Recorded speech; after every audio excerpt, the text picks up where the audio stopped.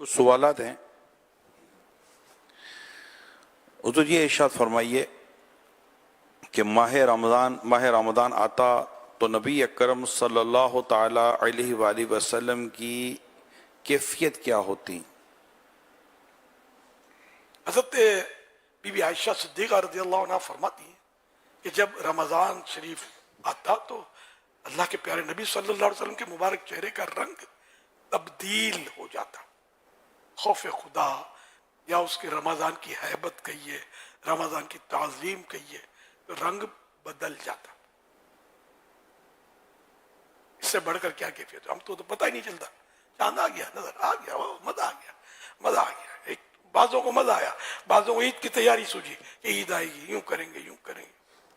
رمضان خدا کی قسم مطلب رحمت کا دریا ہے، رحمت کا دریا. یعنی کہ میں بس انتظار کر رہا تھا کہ بس رمضان آ جائے. اب میں رحمت کے دریا میں آ گیا، جان میں جان آ گئی جیسے. الحمدللہ. تو رمضان ہے. صلو علی الحبیب صلی اللہ علی محمد. پیارے آقا صلی اللہ تعالی علیہ وسلم کا ماہ رمضان میں عبادات کے تعلق سے کیا معمول تھا آپ کا؟ ہاں معاف کیجیے، اس کی شرح لکھی ہوئی بھول گیا.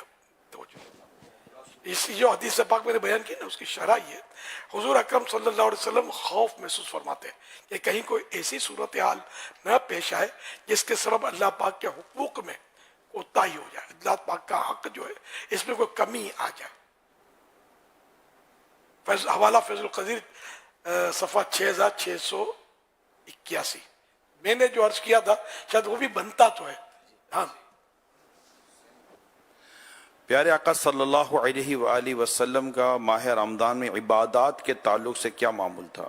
اللہ کے سب سے آخری نبی صلی اللہ علیہ وسلم کی رمضان مبارک میں عبادات بہت زیادہ بڑھ جاتی، خصوصاً آخری عشرے میں، آخری دستے میں اور بڑھ جاتی. سحری سے متعلق نبی اکرم صلی اللہ علیہ وآلہ وسلم کا انداز مبارک بیان فرمائیے. اللہ کے پیارے پیارے سب سے آخری نبی صلی اللہ علیہ وسلم خود بھی سحری فرماتے ہیں اور اسے کرنے کا حکم بھی دیتے ہیں. ایک حدیث میں ارشاد ہوا سحری پوری کی پوری برکت ہے، تم اسے مت چھوڑو، بل ایک گھونٹ پانی لو. بے شک اللہ پاک اور اس کے فرشتے سحری کرنے والوں پر رحمتیں بھیجتے ہیں. حوالہ مسند امام احمد صفحہ نمبر 1100 حدیث نمبر 11086. آپ صلی اللہ علیہ وآلہ وسلم سحری کے لیے کیا پسند فرماتے تھے؟ اکثر کھجوریں کھا لیتے، سحری میں اکثر کھجوریں کھا لیتے. پیارے آقا صلی اللہ علیہ وآلہ وسلم افطار کس چیز سے کرتے تھے؟ تازہ یا خشک کھجوروں سے افطار فرماتے ہیں، اور اگر نہ ہوتی تو پانی سے.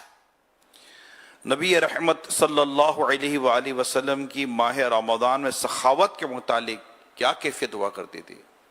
جب ماہ رمضان تشریف لاتا تو اللہ کے پیارے پیارے آخری نبی صلی اللہ علیہ وسلم کی سخاوت بڑھ جاتی اور تیز ہوا سے بھی بڑھ کر رائے خدا میں خرچ فرماتے. یہ بخاری شریف کی حدیث ہے. یہاں مفتی احمد یار خان رحمۃ اللہ علیہ نے بڑی ایمان افروز شرح فرمائی. فرماتے ہیں قرآن کریم نے حضور اکرم صلی اللہ علیہ وسلم کو کریم یعنی سخی داتا فرمایا. کریم کے معنی سخی داتا بھی ہوتے ہیں. ماہ رمضان میں تو کسی کو کسی طرح رد فرماتے ہی نہ تھے.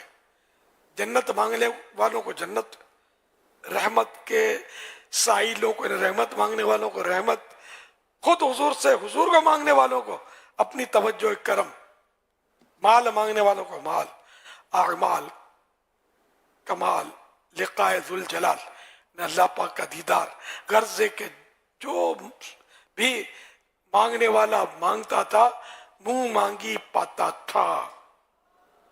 بعض عشاق اب بھی حضور صلی اللہ علیہ وسلم سے رمضان کریم میں ہر چیز مانگتے ہیں. مسلمانوں کو بھی چاہیے کہ رمضان میں بہت سخاوت کریں کہ یہ سنت رسول ہے. تو اللہ پاک نے ہمارے نبی کو بہت نوازا ہے.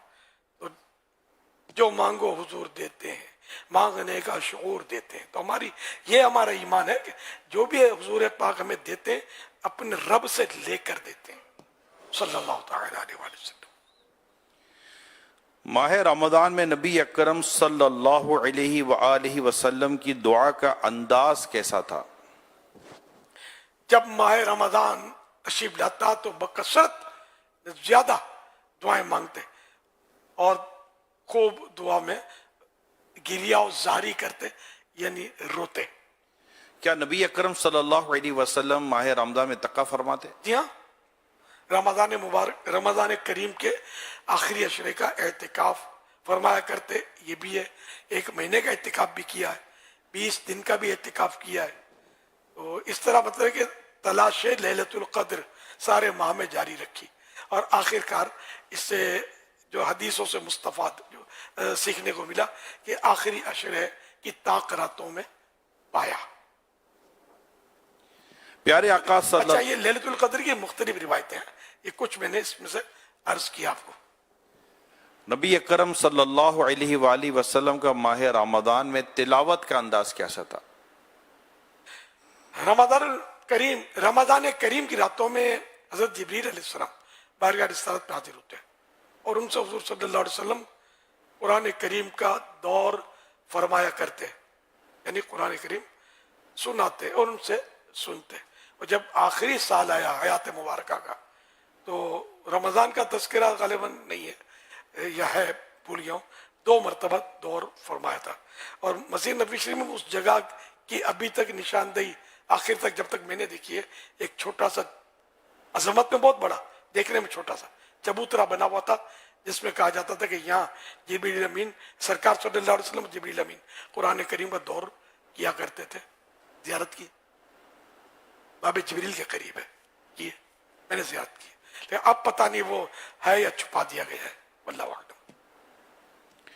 نبی اکرم صلی اللہ علیہ وآلہ وسلم کا ماہ رمضان میں قیام اللیل یعنی رات کی عبادات کے تعلق سے کچھ فرمائیے.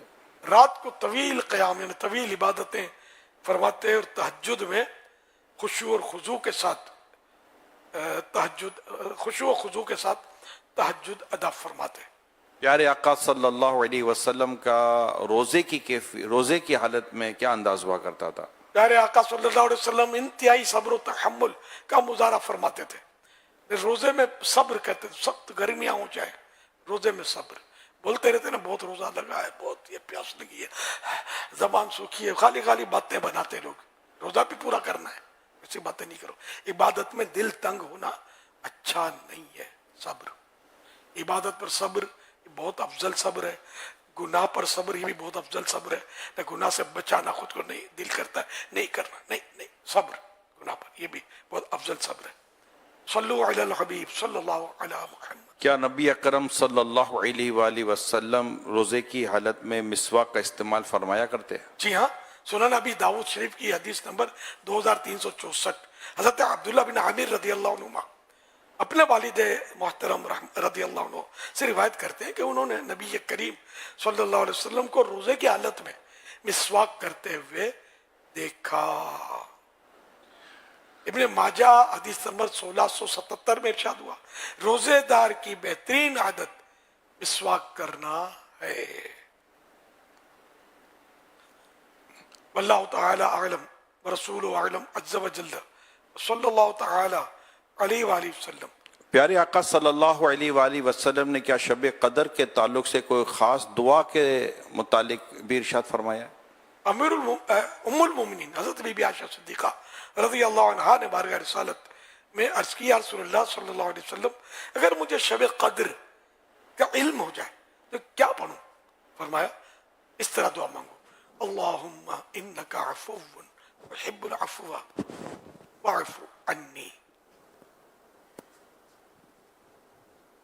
صلو علی الحبیب صلی اللہ علیہ وسلم.